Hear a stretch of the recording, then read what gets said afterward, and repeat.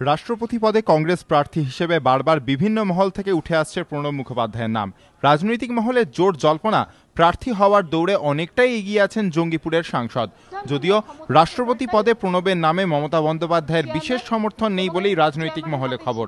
যদিও প্রদেশ কংগ্রেস ইতিমধ্যেই প্রণবকে রাষ্ট্রপতি করার জন্য সোনিয়া গান্ধীর কাছে আর্জি জানিয়েছেন। এই পরিস্থিতিতে রবিবার কলকাতায় প্রণব মুখোপাধ্যায়কে সমর্থনের জন্য তৃণমূলের কাছে আবেদন জানালেন মানস ভূঁইয়া। মুর্শিদাবাদের কর্মী সভায় প্রণব মুখোপাধ্যায়ের পাশে দাঁড়িয়েই অধীর চৌধুরীর মন্তব্য, তারা চান এবার রাষ্ট্রপতি হয়েই মুর্শিদাবাদ আসুন প্রণব মুখোপাধ্যায়। মনে প্রাণে একটা জিনিস দেখতে চাইছি, তা হলো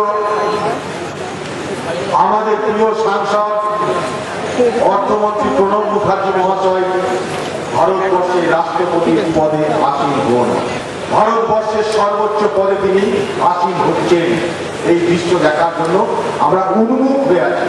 বাংলার একজন মানুষ হিসাবে, কংগ্রেসের একজন বাংলার কর্মী হিসাবে এটা গভীরভাবে বিচার করার জন্য আমি আবেদন করব আমাদের সহযোগী বৃহত্তম শাসক দল তার নেতৃত্বের কাছে এবং সর্বোচ্চ নেতৃত্বের কাছে, এবং আমরা আশাবাদী এই বিষয়ে নিশ্চয়ই আগামী দিনে আমরা আলো দেখতে পাবো। এদিকে কেন্দ্রীয় আইনমন্ত্রী সলমান খুরশিদ জানিয়েছেন, শরিকদের সঙ্গে যথাসম্ভব ঐকমত্যের ভিত্তিতেই রাষ্ট্রপতি পদপ্রার্থী চূড়ান্ত করতে চায় কংগ্রেস।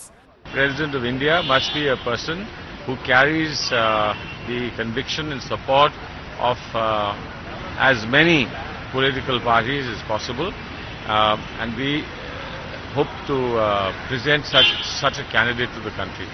মুর্শিদাবাদের পর এদিন বিকেলে রাজারহাটে একটি অনুষ্ঠানে যোগ দেওয়ার কথা ছিল কেন্দ্রীয় অর্থমন্ত্রীর, কিন্তু দিল্লি থেকে জরুরি তলব আসায় তড়িঘড়ি সমস্ত কর্মসূচি বাতিল করে রাজধানীর উদ্দেশ্যে রওনা দেন প্রণব মুখোপাধ্যায়।